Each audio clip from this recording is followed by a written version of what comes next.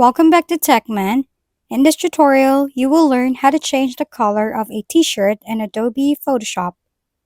This technique allows you to modify the color to any shade you desire, including creating gradient effects. First, launch Adobe Photoshop.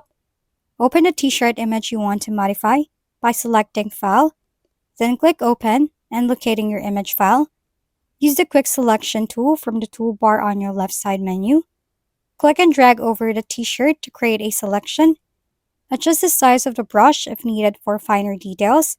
If necessary, hold down the Alt key while clicking to subtract any areas from the selection that you do not want to include. Now go to Layer. On the bottom right, click Solid Color. Select the color you want for your t-shirt. Let's say I want this pink one. Hit OK once done. Then from here, select this drop-down and select Linear Burn, and that's it.